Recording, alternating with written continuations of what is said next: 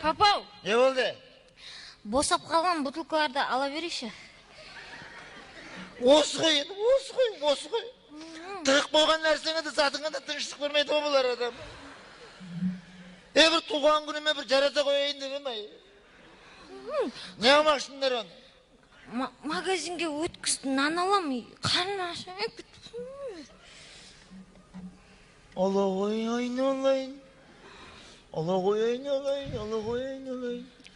Сосын енді папау, босап қалған бутылкаларды көшеге тастап кетпей, үйге алып кеш, мақыма нан алып тұрамыз. Жарайды, жарайды. Мама мен нан алып келем, нан мен шай ішеміз, я? Анау қайыршылардан тартып алсам да алам ғой.